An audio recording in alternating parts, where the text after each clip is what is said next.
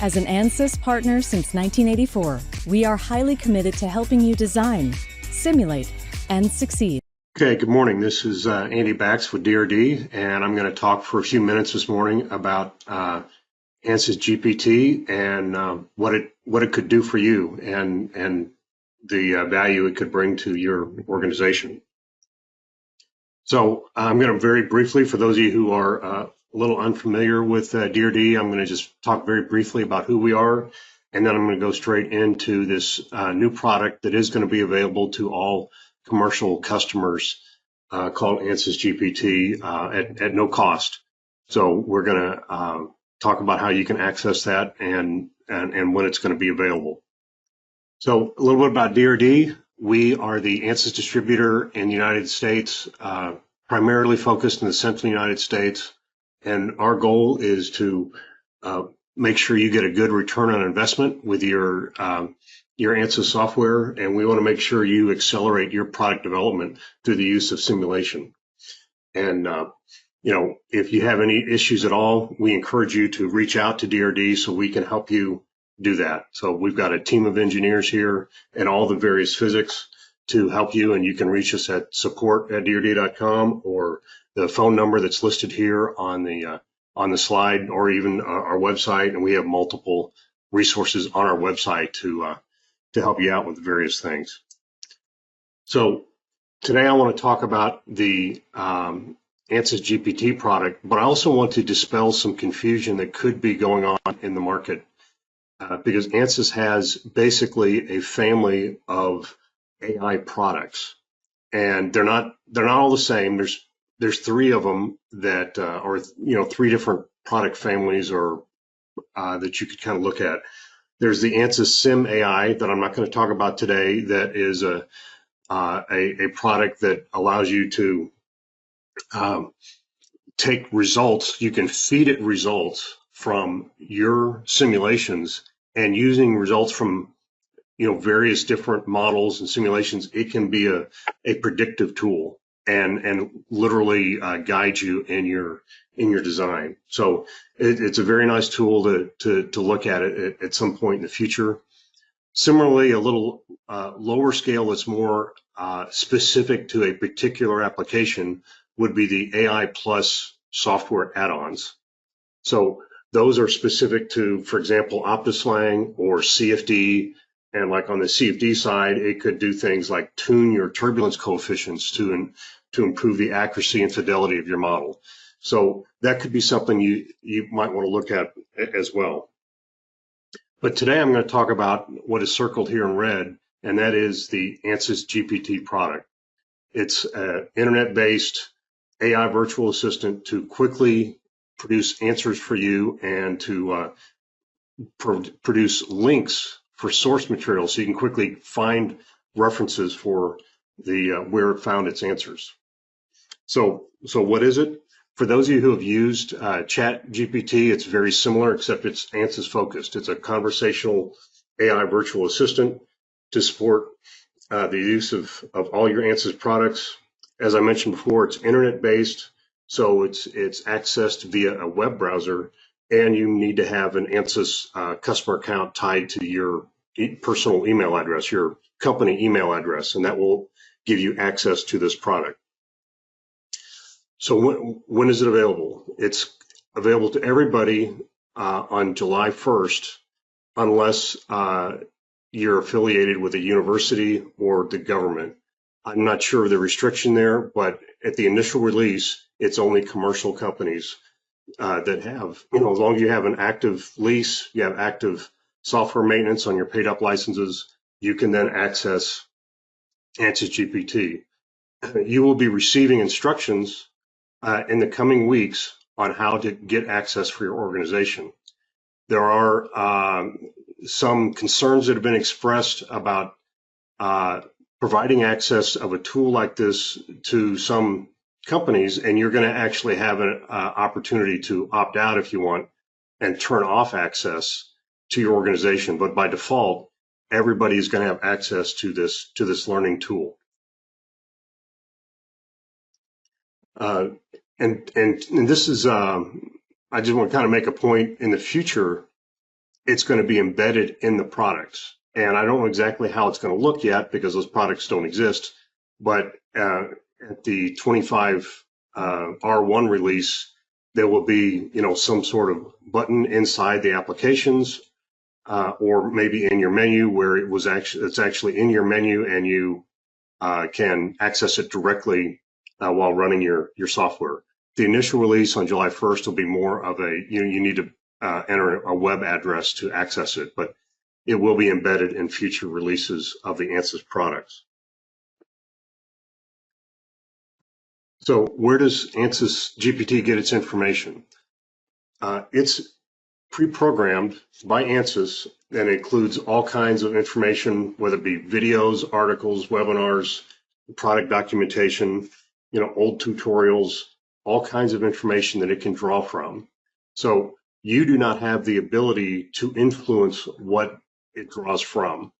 So you can't, it's not a learning tool in that regard.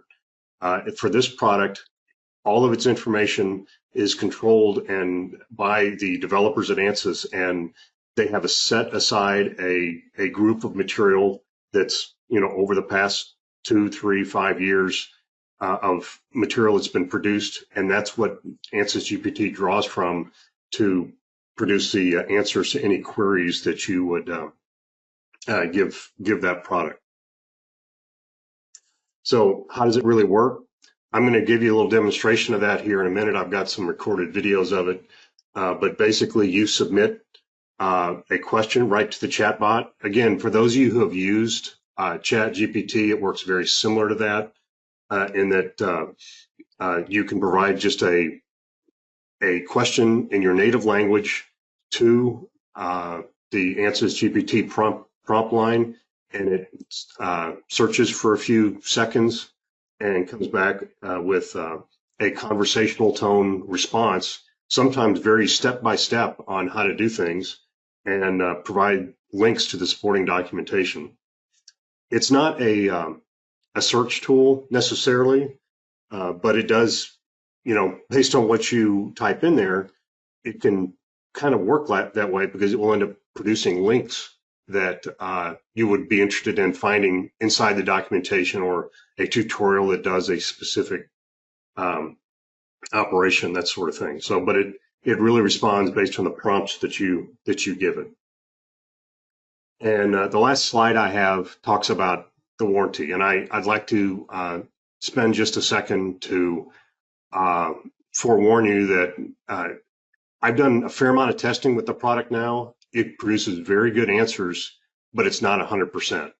You will get some situations where you'll get results that are really kind of out of context, and some of which is maybe your question is a little vague, such that it's not sure how to draw the answer, how to conclude from that. Other times it just draws the wrong conclusion based on the information available to it. So you do want to be cautious, particularly at the beginning when you start using it, as you get familiar with it.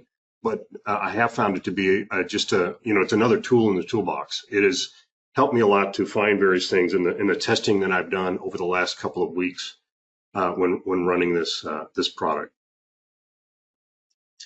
So with that, I thought I would. Well, I do want to point out, if you want to know a little bit more about the product, Ansys does have a FAQ online. So various frequently asked questions that you may have, you can go to it at this link and look that up. I thought what I would do is play a little video here, and just so you can kind of see how it works.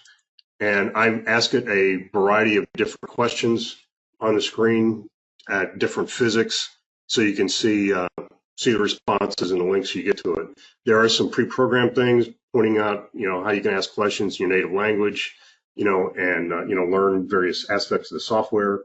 I thought I'd start pretty basic. The first question I typed in was, how do I invoke buoyancy in Fluent? So you can see this is basically real time, how it comes back and gives you the supporting documentation. In this case here, kind of a couple of different steps that you would do to add the add Fluent to your simulation, and then the corresponding references.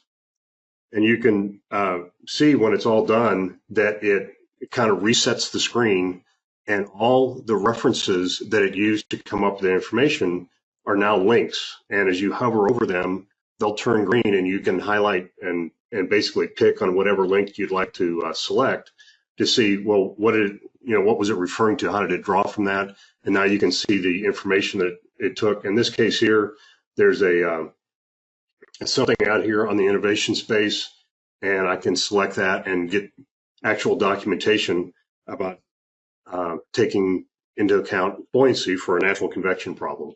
So you can get a fair amount of detail just by following the links that come up naturally from the product.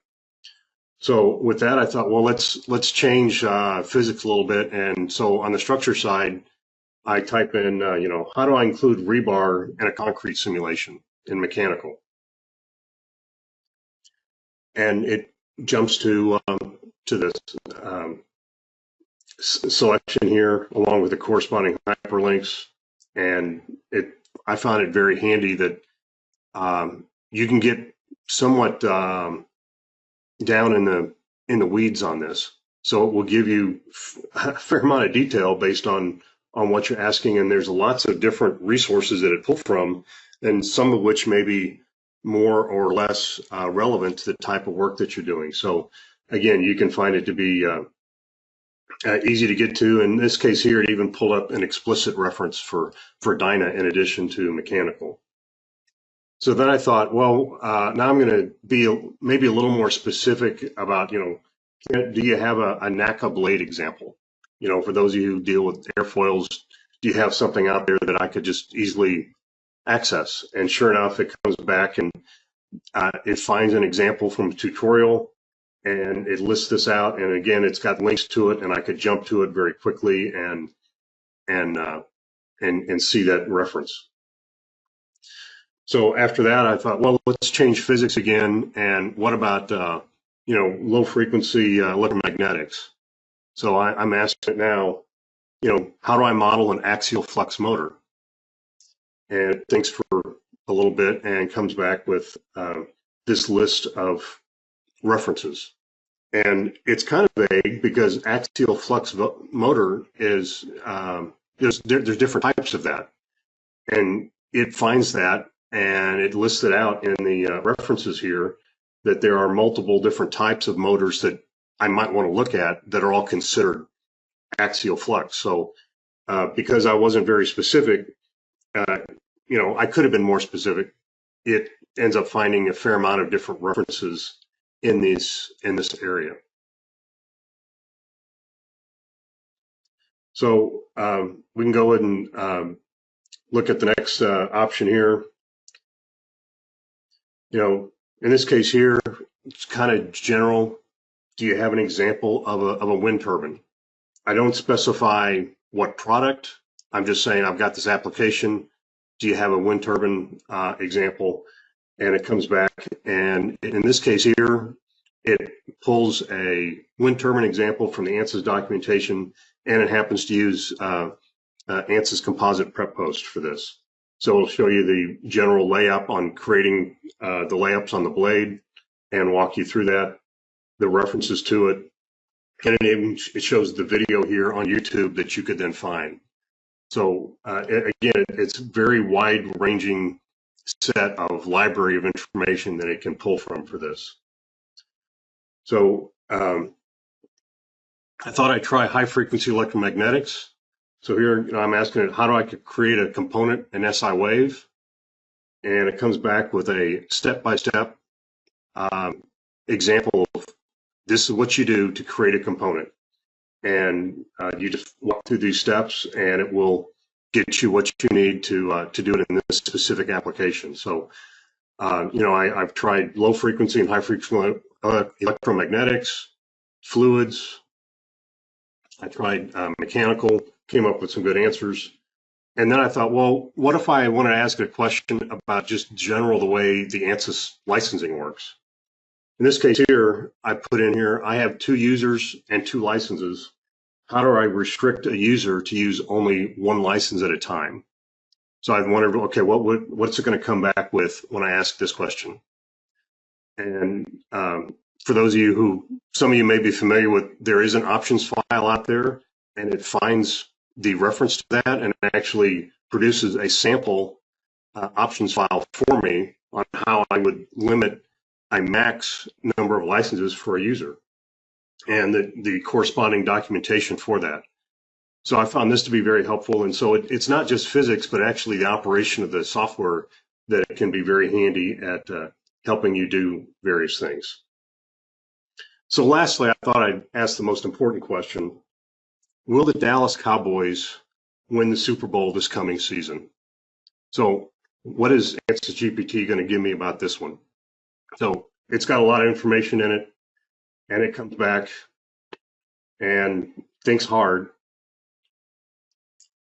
and it says, well, it needs more information, which kind of surprises me because I don't need any more information. I can tell you already the Dallas Cowboys will fail miserably in the playoffs like they always do. So the point being, you can't feed Ansys GPT any information outside of what Ansys has already provided the software.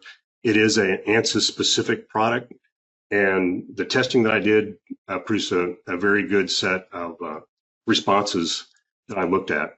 I did find a couple of things that were, a little off, but you need to take them in context and, ask a little more specific questions. So with that is basically what I wanted to cover this morning to kind of introduce you to this product. Again, everyone will have access to this starting July 1st. You should be getting notified from Ansys on how to access it this next couple of weeks. If you don't, feel free to reach out to DRD and we can work with them to facilitate your access to the tool. If you have any questions, it's the tool is pretty new to me, but I'm happy to try and address those if you would like to enter a question you might have in your question window. Okay, so one question I have here is, can it throw out snippets of APDL code? I've not tried that, so I'm not sure. I think you would need to be somewhat specific about that. The Chat GPT will actually somewhat write a paper for you if you do that. I'm not sure the Ansys GPT version is that far along where you want it to do that. I have seen a draft development version where they asked it to create a ring and analyze a ring for it, and it built a model for them and kind of on the fly. So I found that interesting, but it was a beta version that's not going to be part of this initial release. Another question I have is, would it be possible to generate some Python scripting? Again, I'm not sure about that. I have not tried to do that, but it'd be interesting to try when you have access to it.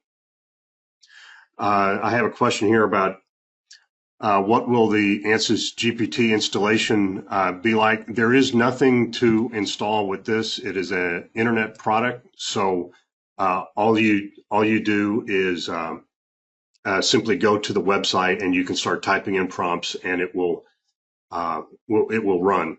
As far as what version does Ansys GPT reference?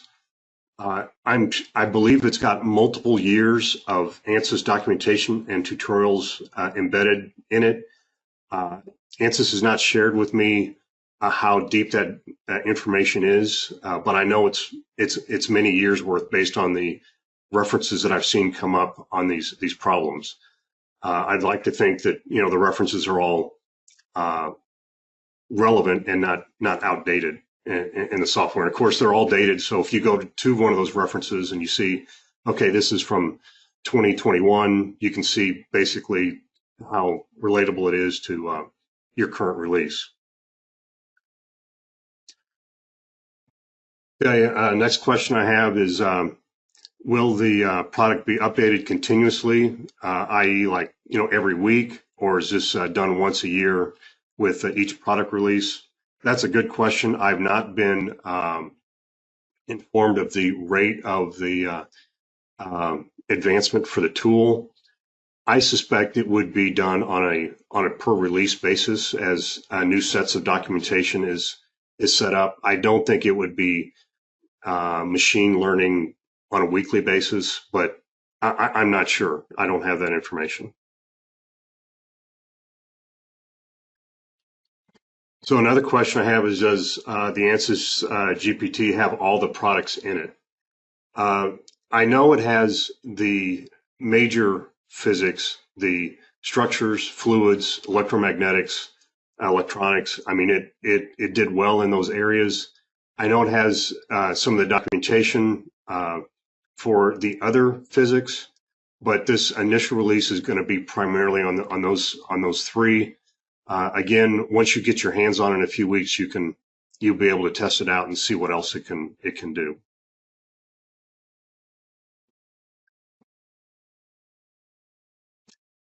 Next question I have is, Ansys considering an internal version of this that a company might have specific to their proprietary needs, and it would be available only to the employees of that company.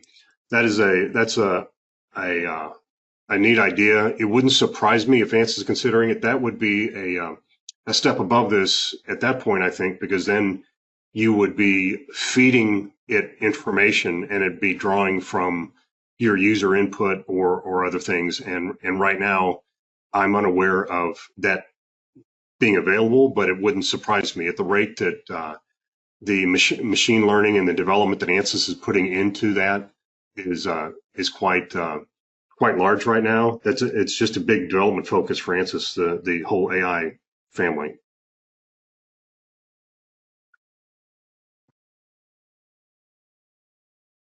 Question I have is, does it refer to peer-reviewed journals and articles from like ASME or IEEE? I have not seen that, but it's not to say it doesn't happen. It could. I'm not sure how much information is in there. Okay, I really appreciate your time this morning, and hopefully it was informative for you. And I appreciate the dialogue here at the end. If you have any other questions, feel free to send me or DRD an email at support@drd.com, and we'd be happy to work with you on that. And we will help you get hooked up with this software when we can.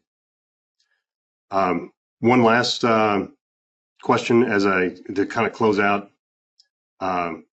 There's a question here about Ansys having possibly a AI co-pilot that would aid you in the program.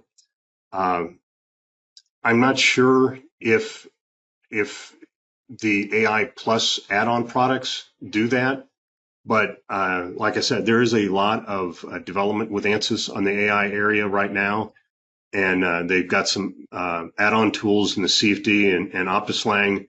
I know mechanical is coming soon. It's already been announced. It's just not available. So there's just a lot of changes coming in this area. I'd like to thank you for your time again, and I will close out. Contact us today to discuss your unique physics challenges and find the right Ansys tools for you.